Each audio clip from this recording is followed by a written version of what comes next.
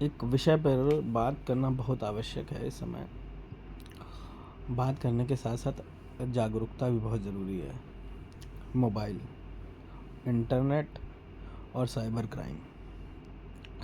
Cyber crime में जो सबसे नया सिलसिला जो चल रहा है, फेसबुक और इंस्टाग्राम अकाउंट्स हैक करने वाला, या फिर आपके वो पर्सनल डेटा उठा लेता है, आपके पर्सनल डेटा को से यूज़ करके आपके पैसे निकालना, आपकी छवि को धूमिल करना, ये सब कार्य करता है।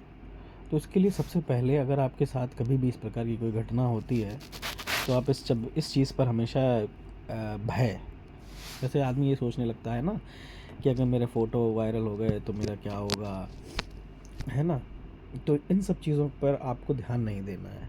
भय का माहौल होना चाहिए, बट इतना नहीं, क्योंकि देखिए, जिसको आपको ब्लैकमेल मतलब जिससे आपका कोई मतलब ही नहीं है, उसको सिर्फ आपसे पैसे ही चाहिए, ठीक है, या फिर आपकी छवि ख़राब करने के लिए कर रहा है, तो उसका एक ही मकसद होगा, पैसे। अगर आप उसे पैसे दे भी देते हैं तो भविष्य में वो फिर आपको अनुचित लाभ आपका उठाएगा। तो इसके लिए हम जो साइबर सेल बनी हुई है, उस पर आप कंप्लेन ज़रूर करें।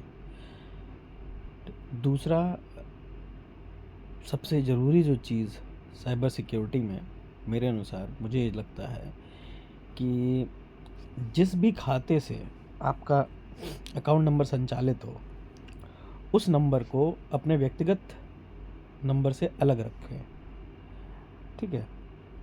जैसे आप, हर व्यक्ति के पास लगभग 2 नंबर हैं ही।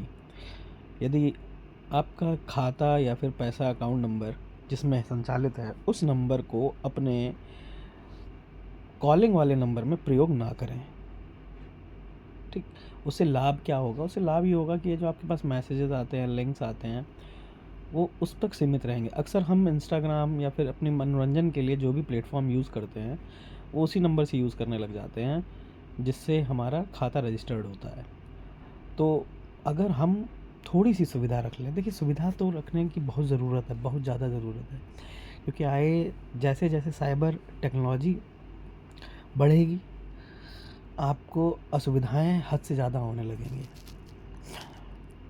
तो नंबर एक प्रयास जो हम कर सकते हैं कि अब हम सबसे पहला बात तो, डिजिटल युग से हम बच तो सकते नहीं हैं, बच नहीं सकते, तो हम असुविधा से बचने के लिए अपनी सुविधा बना सकते हैं। अपने लिए एक सेट नियम बना सकते हैं, जैसे अपने पासवर्ड रखना, अपने ओटीपी। और ओटीपी तो बहुत दूर की बात है, जब आपका व्यक्तिगत नंबर आएगा तो वो आपका स्कैनिंग कर सकता है, और लगभग मेरे परिचित जितने भी व्यक्ति हैं, सबके साथ साइबर ठगी हो ही चुकी है, ठीक। तो एक इंश्योरेंस ज़रूर लें। साइबर सिक्योरिटी में आप अपने अमाउंट का इंश्योर्ड करा सकते हैं डिजिटल एश्योरेंस के थ्रू। ये आपको हर बैंक में, हर एटीएम पर, हर क्रेडिट कार्ड पर ये सुविधा उपलब्ध रहती है। और कंप्लेन करना बिल्कुल भी ना भूलें। अगर आपके पास साइबर संबंधी कोई भी अपराध, दरअसल हम लोग सोच ही नहीं पाते कि वो अपराध है या फिर क्या है, ठीक। हर चीज़ में नियम बना रखे गए हैं, और उन नियमों का जब कोई पालन नहीं करता है तो उसके साथ साइबर अपराध हो जाता है। इसी में से एक सेक्सटॉर्शन नाम कर भी एक आ रहा है, जिसमें क्या होता है, आपको बहुत सारे नंबरों से व्हाट्सएप कॉल आने लगती है। व्हाट्सएप नंबर जैसे ही आप पिक करते हैं, वहाँ उस तरफ से एक न्यूड गर्ल होती है, वो आपका वीडियो रिकॉर्ड कर लेती है, और फिर बाद में आपको ब्लैकमेल किया जाता है।